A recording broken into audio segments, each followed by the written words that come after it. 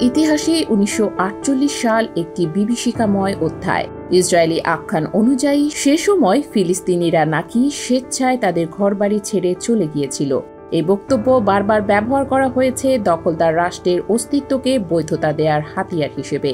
কিন্তু ঐতিহাসিক বাস্তবতা উল্টো কথায় বলে। ফিলিস্তিনিদের প্রস্থান ছিল না কোনো স্বেচ্ছাসিদ্ধ সিদ্ধান্ত, বরং পরিকল্পিত সহিংসতা, জাতিগত নির্মূল ও উপনিবেশ স্থাপনের কৌশলের ফল।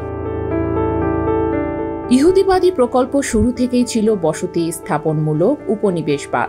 সাধারণ উপনিবেশবাদ, যেখানে সম্পদ আর শ্রমশক্তি শোষণ করে সেখানে বসতি স্থাপনমূলক উপনিবেশবাদ চায় ভূমি অধিকার ও জনসংখ্যা প্রতিস্থাপন।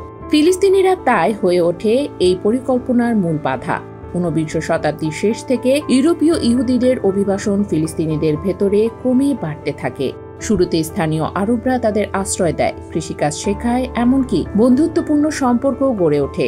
কিন্তু শিগগিরই স্পষ্ট হয় এরা সহাবস্থানের জন্য আসেনি, বরং নিজেদের রাষ্ট্র গড়ার লক্ষ্যেই জমি অধিগ্রহণ শুরু করেছে। 1920 ও 1930-এর দশকে ফিলিস্তিনি সমাজ বুঝতে পারে এই পরিকল্পনার গভীরতা।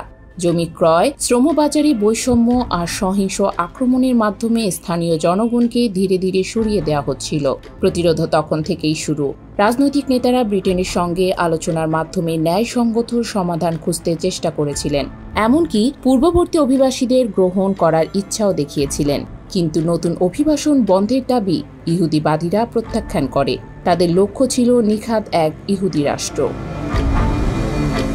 ডেভিড বেন গুরিয়নের মতো নেতারা ফিলিস্তিনিদের রাষ্ট্রীয় প্রকল্পের জন্য রোগ হিসেবে বর্ণনা করেছিলেন। তাদের মতে এই জনগণকে সরিয়ে না দিলে ইহুদি রাষ্ট্র গঠন অসম্ভব। নানা বক্তৃতা, চিঠি ও রাজনৈতিক পরিকল্পনায় ফিলিস্তিনিদের বহিষ্কারকে তাই ন্যায্যতা দেয়া হয়।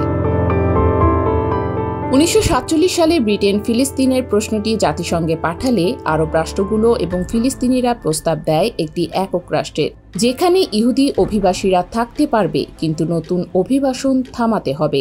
কিন্তু মার্কিন যুক্তরাষ্ট্র ও পশ্চিমা শক্তির চাপে জাতিসংঘ বিভাজন পরিকল্পনা পাশ করে। এর মাধ্যমে ফিলিস্তিনি ভূমির অর্ধেকেরও বেশি ইহুদিদের হাতে তুলে দেওয়া হয়, যদিও তখন তারা জনসংখ্যার মাত্র 1/3 ছিল। ফলাফল ছিল ভয়াবহ। 1948 সালের যুদ্ধে 7.5 লাখেরও বেশি ফিলিস্তিনি ঘরছাড়া হয়। তাদের অনেককে জোর করে উচ্ছেদ করা হয়, আবার অনেকেই প্রাণ বাঁচাতে পালাতে বাধ্য হয়। পরবর্তীতে ইসরায়েল তাদের আর ফিরতে দেয়নি। বহু গ্রাম শহর সম্পূর্ণ ধ্বংস করা হয়, যেন তাদের অস্তিত্বেরই কোনো চিহ্ন না থাকে। এই ট্র্যাজেডি ফিলিস্তিনিদের কাছে পরিচিত নাকবা মহাবিপর্যয় নামে। 75 বছর পরও সেই বাস্তবতা বদলায়নি। দখল, দমন আর নির্বাসনের নীতি আজও চলছে। মিথ তৈরি করে সত্য চাপা দেওয়ার চেষ্টা করা হলেও ইতিহাস ফিলিস্তিনিদের কণ্ঠস্বরকে চিরকাল ধরে রাখবে। তাদের মাতৃভূমি ছাড়া সিদ্ধান্ত ছিল না স্বেচ্ছায়, বরং চাপিয়ে দেয়া এক ট্র্যাজেডি।